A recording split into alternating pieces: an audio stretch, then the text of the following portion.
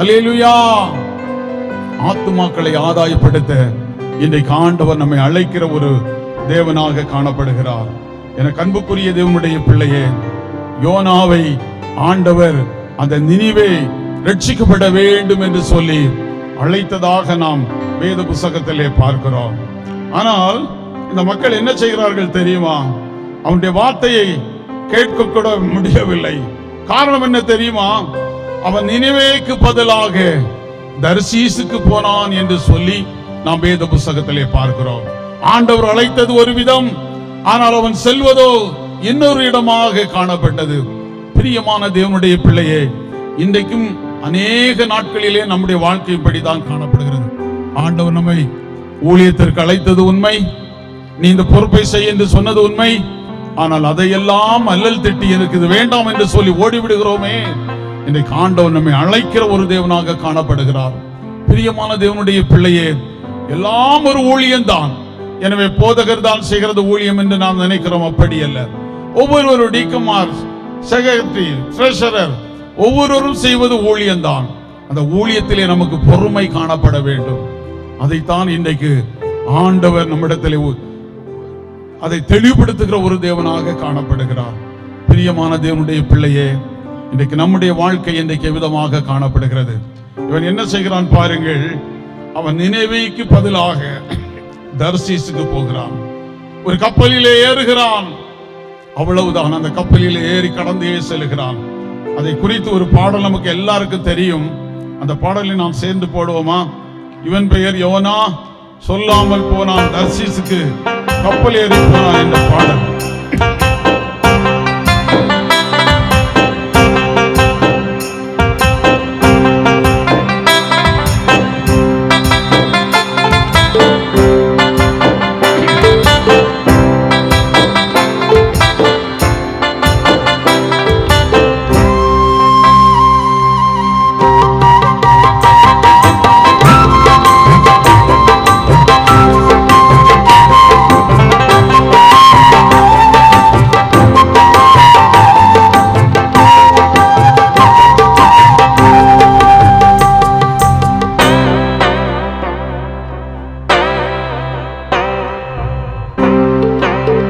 இவன் பெயர் யோனா, சொல்லாமல் போனான், தர்சீசுக்கு கப்பல் ஏறினான்.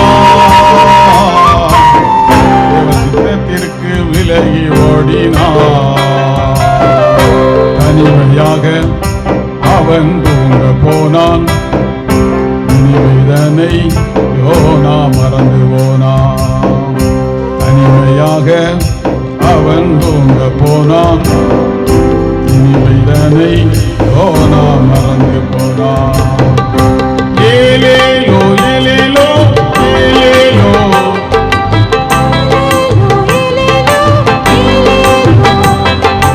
ஏலேலோ ஏலேலோ ஏலேலோ,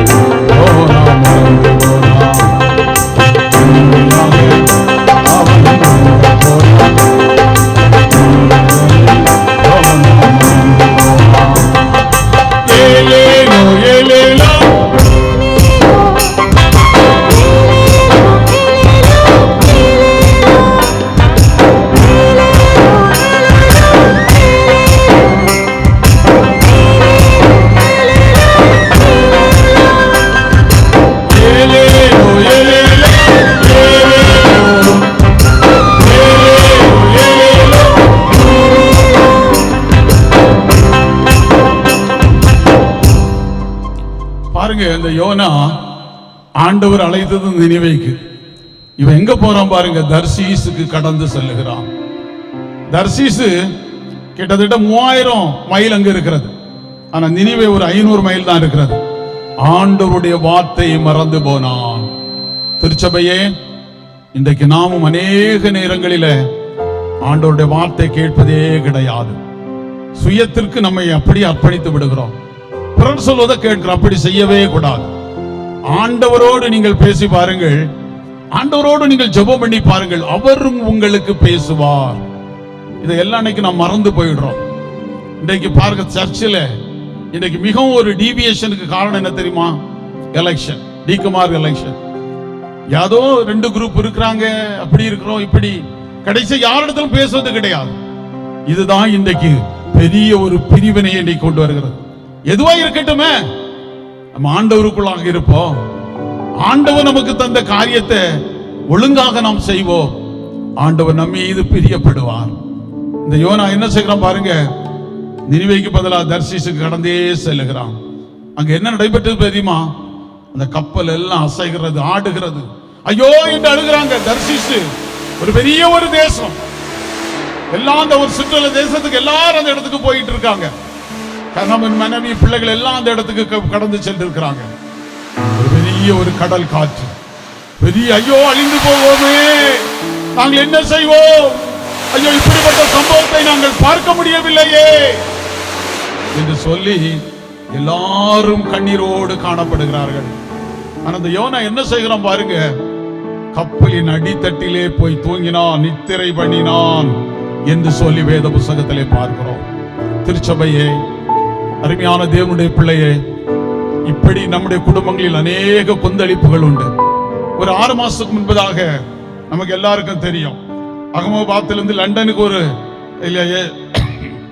ஒரு ஃபிளைட் சென்றது. எத்தனை பேர் இறந்தாங்க தெரியுமா? 270 பேர் இறந்தாங்க. எவ்வளவு வேதனையான ஒரு சம்பவம் பாருங்க. அந்த வாட்ஸ்அப்ல எல்லாம் பார்க்கும்போது அந்த பிளைட்ல யாருக்கு வந்து ஒரு ஃபேமிலி, கணவன், மனைவி, 2 பிள்ளைகள், எவ்வளவு சந்தோஷத்தோடு காணப்பட்டாங்க பாருங்க, எவ்வளவு ஒரு சந்தோஷத்தோடு காணப்பட்டாங்க. ஆனால் அந்த பிளைட் பைய பைய நகர்ந்தது, உயரப்பை தீப்பிடித்து அப்படியே இறந்தது. திருச்சபையே, உலகம் இப்படித்தான் காணப்படும், மாயமான உலகம். உன்னை நீ அகந்தை கொள்ளாதே, உன்னை நீ பெருமைப்படுத்தாதே, உன்னுடைய குடும்பத்தை குறித்து அகந்தை பண்ணாதே, உன்னுடைய படிப்பை குறித்து நீ பெரியவனாய் எண்ணாதே. ஒரே ஒரு நிமிடம் தான் அந்த பிளைன் அப்படியே கீழே விழுந்து சுக்குநூறாக இருந்தது. எல்லாரும் என்ன நினைத்துப்பாங்க, லண்டனுக்கு போகலாம், பணங்களை சம்பாதிக்கலாம், கோடி கோடியா சம்பாதிக்கலாம் என்று சொல்லி போனாங்க. ஆனால் நடந்தது என்ன தெரியுமா? அந்த பிளைட் அப்படியே விழுந்து 270 பேர், கொஞ்சம் மெடிக்கல் காலேஜ் ஸ்டூடெண்ட்ஸும் இறந்தாங்க என்று அறிந்தோம். எவ்வளவு வேதனை பாருங்கள். திருச்சபையே, இனி உள்ள நாட்கள் இப்படிதான், இனி உள்ள காலங்கள் இப்படிதான். நீனும் நானும் மறந்து போக கூடாது. ஆண்டவருடைய பாதப்படியில் அமர்ந்து, ஆண்டவரே நீதான் எனக்கு தஞ்சம் என்று நீ சொல்லுகிற போதுதான் ஆண்டவர் உன்னை உயர்த்த முடியும். பெருமை பாராட்டாதே, அடுத்தவளை குறிச்சு நீ குறை பேசாத. நீ இருக்கிறையா, வீட்டில இருந்து ஜெபம் பண்ணு, வேதத்தை வாசி. பிடிக்கலையா, அந்த இடத்தை விட்டு நீ கடந்து போய்விடு. ஆண்டவர் நம்மிடத்திலே கணக்கு கேட்கும் எஜமானாக வருகிறார். திருச்சபையே, திருச்சபையே, இன்றைக்கு நாம் என்ன செய்கிறோம்? இந்த கப்பல்ல சென்றவங்க எல்லாம் அலறுறாங்க, ஐயோ ஏன் இந்த இப்படிப்பட்ட அளவு இருக்கிறது என்று சொல்லி கண்ணீரோடு காணப்பட்டாங்க. ஏன் தெரியுமா? ஒரு பெரிய ஒரு பாவி உள்ள இருக்கிறான். யோனா நினிவேக்கு பதிலா தர்சீசுக்கு கடந்து போனான். திருச்சபையே, இன்றைக்கு ஆண்டவர் உன்னை பரிசுத்தத்துக்கு தான் அழைத்திருக்கிறார், பாவத்திற்கு அல்ல. பரிசுத்தமாய் வாழும்படியாக உன்னை அழைக்கின்ற ஒரு தேவனாக காணப்படுகிறாய். நீ பாவத்திலே விழுந்து கொண்டிருக்கிறாயே, உனக்கொன்று ஒரு கணவனை ஆண்டவர் தந்திருக்கிற போது, உனக்கொன்று ஒரு மனைவி ஆண்டவர் தந்திருக்கிற போது, இச்சைக்காக நீ அலைந்து திரிந்து கொண்டிருக்கிற கிறிஸ்தவனே, நீ மனம் திரும்பு என்று சொல்லி ஆண்டவர் சொல்லுகிறார். எத்தனை குடும்பங்கள் இன்றைக்கு கிறிஸ்தவ குடும்பங்கள்ல, ஆண்டவர் அறிந்த குடும்பம், ஆண்டவர் அறிந்த குடும்பத்தில் பிசாசு ஈஸியா ஊடுருவான். ஆனால் அவற்றை எல்லாம் நாம் ஜெபிக்க வேண்டும். அல்லேலூயா, அல்லேலூயா, அதை நம்மால் ஜெயிக்க முடியலங்க, நம்மால் ஜெயிக்க முடியல. ஆண்டவர் இன்றைக்கு நம்மை அழைக்கிற ஒரு தேவனாக காணப்படுகிறார். பரிசுத்தம் பரிசுத்தம் பரிசுத்தம். இந்த ஜனங்கள் என்ன செய்கிறார் தெரியுமா? கண்ணீரோடு காணப்படுகிறாங்க, கண்ணீரோடு காணப்படுகிறாங்க. என்ன செய்வோம், என்ன செய்வோம்? இப்படிப்பட்ட சூழ்நிலையில வந்திருக்கிறாயா? ஏதோ ஒரு பாவத்தின் நிமித்தமாக இன்றைக்கு உன்னுடைய குடும்பம் அழுது கொண்டிருக்கிறதே, உன்னுடைய பிள்ளைகள் அழுது கொண்டிருக்கிறார்களே, உன்னுடைய கணவன் அழுது கொண்டிருக்கிறானே, உன்னுடைய குடும்பத்தில் முன்னேற்றம் இல்லை, உன்னுடைய குடும்பத்தில் என்றைக்கு எடுத்தாலும் கண்ணீர். காரணம் என்ன தெரியுமா? ஏதோ ஒரு அந்தரங்க பாவத்தை செய்து கொண்டிருக்கிறாய். மனம் திரும்பு, தேவன் எச்சரிக்கிறார். மனம் திரும்பு.